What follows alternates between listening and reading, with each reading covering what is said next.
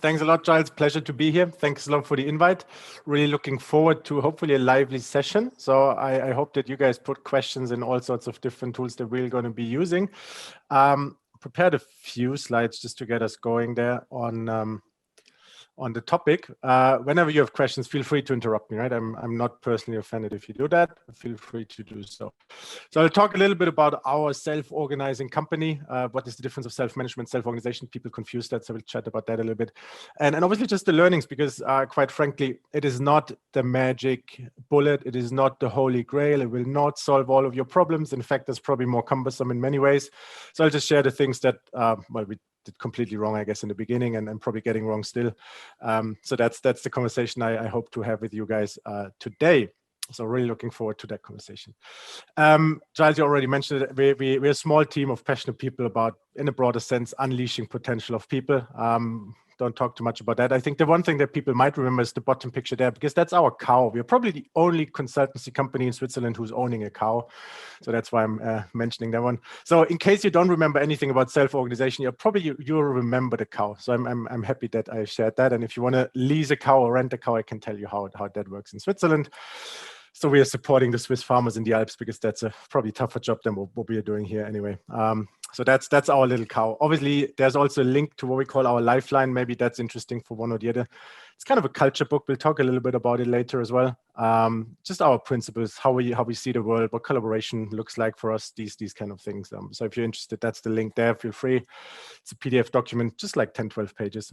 Could be interesting for some of you guys if you're on a journey.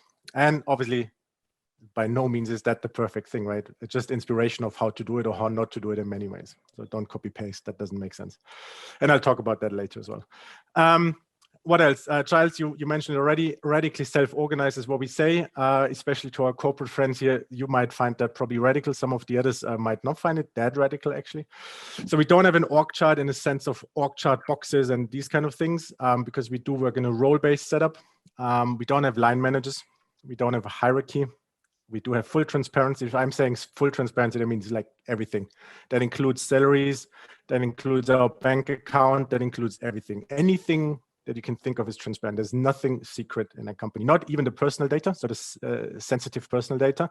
And that is because we have an amendment to our working contract. So even that stuff's shared, right? So there's really everything's transparent. And that's already one of the things that some people might find a bit uncomfortable, actually. And then there's the last thing. I think I talked about that actually in London when we were last time allowed to meet in person for Business Agility Conference. I think it was 2019 in London. I talked about self-set salaries. So that's not the topic for today, but if you're interested, you can probably look at that talk from 2 years back. We do all set our salaries ourselves, completely free range. That includes new hires, by the way. So a part of the recruiting process is setting your own salary. So that's maybe interesting for some of you guys. What I want to say is radically self-organized doesn't mean no structure. It doesn't mean no processes. And most importantly, it doesn't mean no leadership. So we'll talk about all of these three topics because I think it's really important. And I'm passionate about people confusing that or actually not confusing it anymore, hopefully after the 20 minutes of my talk. Just really quickly, we tend to call ourselves a teal organization. So for the ones who read Reinventing Organizations by our friend Frederic Laloux, you'll probably recognize these things. We don't go into detail here today, but I really recommend the book. I think it's unfortunately not on the book competition list, but I'm sure you can get it anyway. Reinventing Organizations by Frederic Laloux talks about evolutionary purpose. We talk a bit about purpose-driven organization. What does it mean for us in practice? Because purpose is always a nice theoretical concept, but how does it link back to profit? We do have a for-profit organization, so it's something that we are also obviously somehow proud of, that we incorporate purpose and profit. Wholeness as a concept, just a bit more human approach to organizations. We just understand that there's also things like COVID, like homeschooling, like all of these things, right? They all have an impact, because I'm personally not a fan of work-life balance as a concept, because there's one life that I'm having, and it means I want to be recognized as a whole person, and that obviously is part of the setup that we're having as well. And then there's the self-organization piece that we'll talk about more. I mean, Frederic Laloux wrote a book about that, 200 and something pages, 50 or so, I think. Obviously, I was talking about that for a minute, so I don't really expect that everyone understands it. If you want to dive deeper, put it in the questions. We do that during the Q&A. If you all know it, obviously we can skip that part of the Q&A and do something else. I also thought, let's talk about something tangible, right? Because these nice theories and concepts and purpose-driven or whatever, that's all nice stuff. But how does it look like in practice? What you see on the left is I think it's on the second page of the Lifeline, actually. It's kind of an overview. That are things just like buzzwords that are important to us. And we'll describe all of these things as you go through that, whatever you want to call it, culture book. So we do talk about efficiency.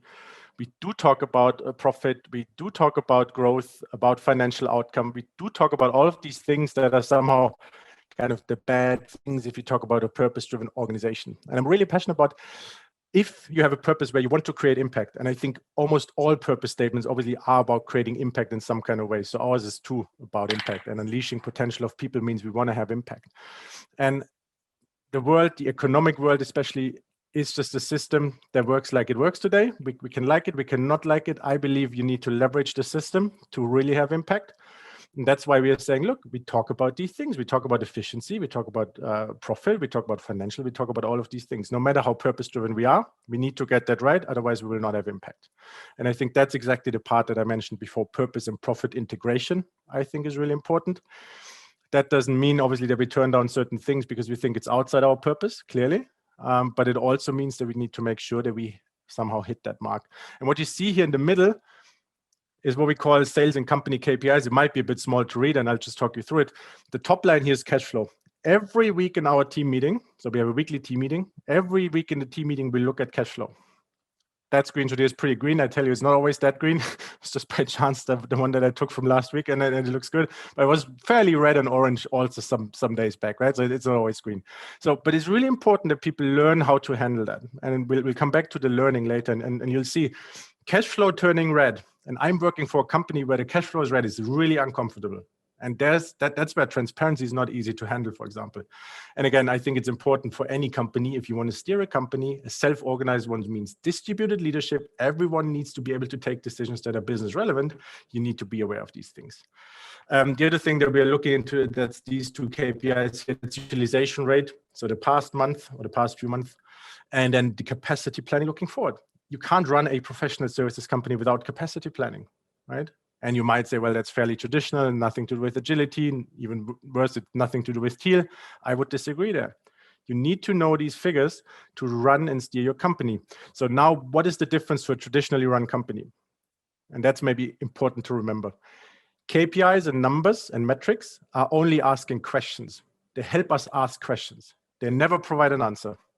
And that's the difference to a traditionally run company. They look at KPIs and say, that's the answer to whatever question we might have had. And that's why we then take action in some kind of way. I believe a cash flow number, a capacity utilization number, whatever it is, will never give you an answer. It will just help you ask the right questions. And that's how we look at KPIs. And that's why it is probably a bit different compared to traditional organizations. By the way, nothing I invented or we invented. That's by our German friends of Würth.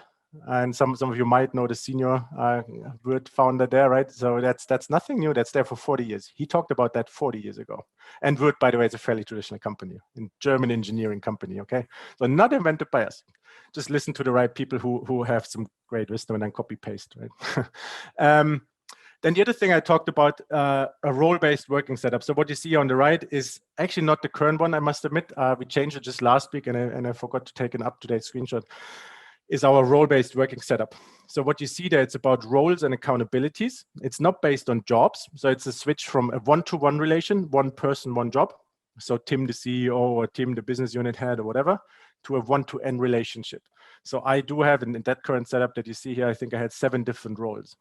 Okay, so it's moving into a role-based setup, and that's important if you want to, like the typical discussions they were having, breaking silos, not creating little kingdoms, making sure that we have kind of a fluid exchange of resource and all these kind of things, and also the capability to adapt quickly. You know, this outside world changes and reacting to these. So role-based working setup, I believe, is key to that, and that's why we obviously do it.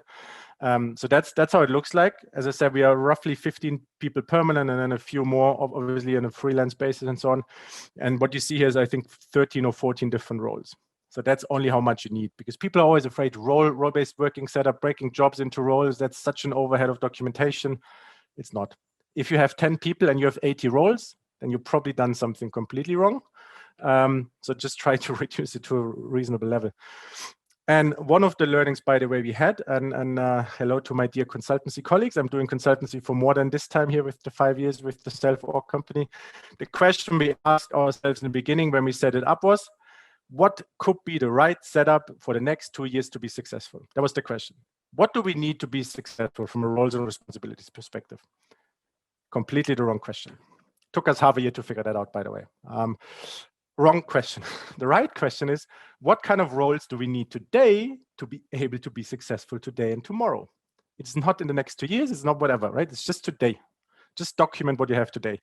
Again, it took us 6 months to figure that out and change it, everything upside down, basically. And I'll talk a bit about the learnings, how you build that self-actualizing, self-updating system. But again, if you get that right, then the right question is, what kind of roles and responsibilities do we have today? And what do we need today? Nothing more.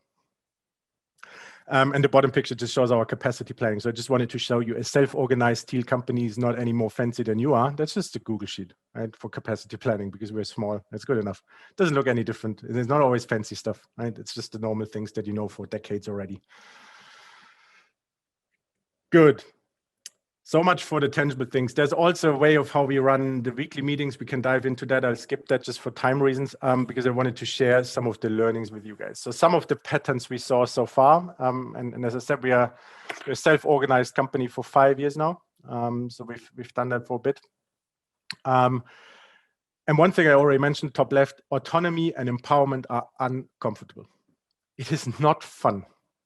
Okay, because that means you have a ton of exposure, you have more accountability, it's all transparent decision making. If I take the wrong decision investing 100,000 Swiss francs, that means everyone knows, everyone sees that I've taken the wrong decision, and they obviously know the direct link to their bottom line salary, because we do have a profit sharing mechanism, which means they'll tell me, Tim, what the did you do there, right? That just costed me a lot of money.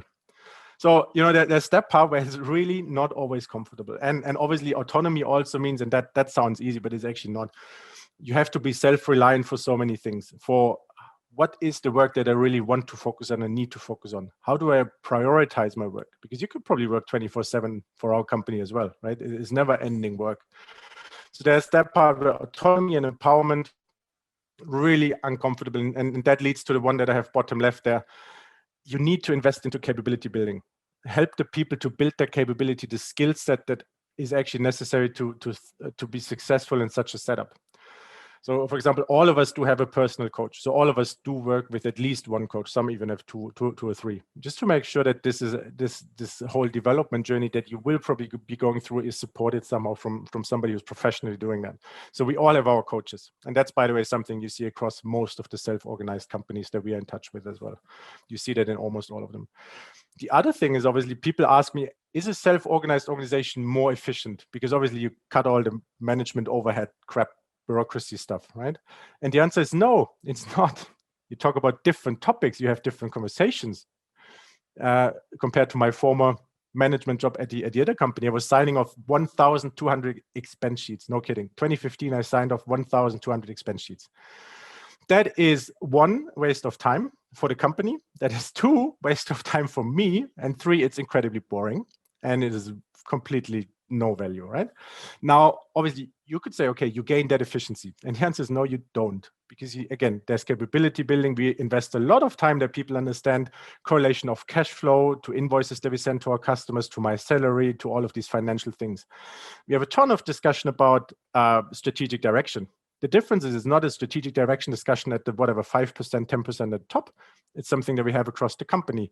So obviously that's stuff you need for decentralized decision making, right? So you invest your time and resource into other conversations. I don't think it's really more efficient. The good thing is, if you have a peak time, right, where you have a lot of customer demand, you can reduce the internal conversations and be a lot more customer focused in short time. And that means we're more adaptable to our demand cycles. And if you run a professional services company, you know that there's these waves throughout a 12-month period, a year usually, right? Especially Q1, usually a bit more quiet because of Christmas break and all that stuff. And in Switzerland, you go skiing and so on. So that's the time to have the strategic conversations. And we do have time for that usually. And then it's picking up and we just reduce it. We can fully focus on the customer. So we are a lot more flexible compared to this bureaucratic overhead that you actually can't really do in waves, right? Because it's always there. So that's maybe one of the advantages, but again, it's not more efficient. I already touched on it. We all have coaches. Outer work requires inner work, or self-organization requires inner work. Depends how you want to phrase it, right? It is a personal development journey. It's a personal development journey for me. If you listen to my talk in London from 2 years ago, I said I'm actually a control freak type of person, or leadership type of person, right? And getting rid of that control freak attitude to be able to really thrive in a self-org setup, that was good fun. Not. And then there's all these other development topics where you really need to work on your self-awareness, on your consciousness, and all these kind of things. And if you are doing that yourself, you know that inner work is incredibly exhausting in many ways. So you need a lot of energy, but it will also give you a lot of energy back. But you just need to plan for it. You need to have that inner work component as well. Otherwise, all of the structure will not help you to get there. The other one I put here, letting go of leadership. I mean, again, I'm the control freak type of leader. If you look 10 years back, people would describe me that way, I'm pretty sure. So there's one thing leaders need to let go, and that's something you hear in all of your agility journeys, I'm sure. There's the other side of the coin, though, which is one dropping the ball or creating that room where he or she let go. That means somebody else needs to pick up the ball. They need to fill that room. Otherwise, you create a vacuum. And that's most likely not helpful for your business, right? So also think about the other side. How do you empower your people to actually take up the balls that you're dropping, because you're not in control of all the things anymore, right? And that's also something where it might be a development journey where you might need to talk about capability building, because many people have not been exposed to these kind of conversations before, just because they're coming from a more traditional setup. And then last but not least, I'm a big fan of structure. It's a great enabler for behaviors you want to create. And obviously, if you create the wrong structure, it will create opposite, which means also for our self-organized company, I said before, we do have processes, we do have a structure. As soon as you create something that's counterintuitive or actually not consistent with what you want purpose-wise, mindset-wise, whatever you call it, culture-wise, you will create behaviors that are going against your culture. Not because of the people not embracing whatever you wanted to create culture-wise, but just because you got the wrong processes, the wrong structure to enable to develop exactly these behaviors. So we had a ton of discussions about different processes. For example, how do we lay off people in a self-organized company?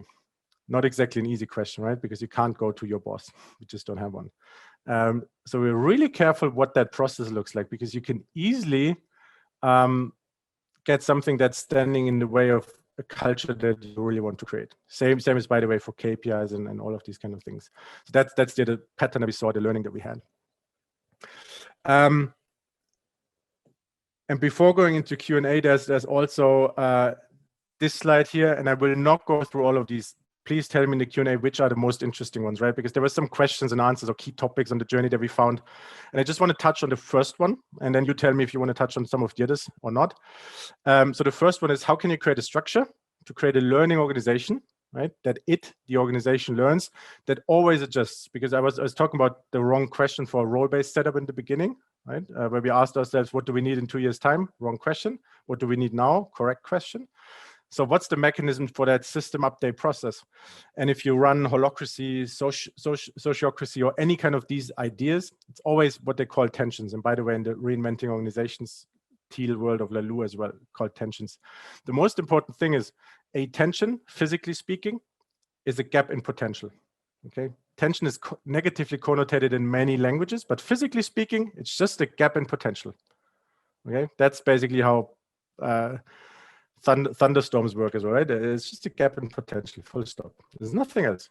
And if you look at tensions like a gap in potential, so we could have a different potential here, then it's actually fairly positively connotated. So what we do is we do have tensions. So there's two types of tensions for us. One is tensions within the system, which basically means Giles is fed up with me and really frustrated because I didn't reply to his email for 5 days, and he asked me three times already. So that's the kind of the within the system tension. That's usually personal conflict, and it's really important. You need to get rid of these conflicts personally, and usually it's fairly straightforward, right? I mean, I just go to Giles and say, yeah, you're actually right. I should have replied much earlier. Sorry for that, and then try to improve in the future.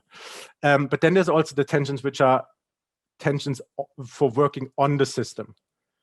So we are changing the system with tensions as well. We say, for example, there's a tension that we don't have a role for, I don't know, getting in touch with clients directly. There's no role for marketing. There's no role for whatever, right? So it's just a tension, a gap in potential. And then we would create a role based on that tension, which also means is nobody has that tension. Nobody sees a potential with a marketing role. That means we don't create one. With that, you reduce the overhead, right? And the bureaucracy most of the time. If nobody sees a potential for marketing, then we don't do it. Pretty easy. If some point in time somebody has attention saying, hey, we really should do something about our LinkedIn profile or whatever website or so, well, then have attention. We create a marketing role. We make sure that somebody's taking care of it and energizing the role, obviously. So that's the system update process. And I can tell you one thing. It doesn't matter if you have org charts and boxes and pyramids, or if you have circles and roles. If you don't have that process, you will not be any more agile or adaptable or whatever. This is the key process, right? So think about how you have that key process implemented. And again, I could talk about the other things, but looking at time, I think I just got 20 minutes for the talk. So let's stop sharing here. Look at the questions and answers. I might pull up one or the other slide in a minute again, but let's move into the Q&A part.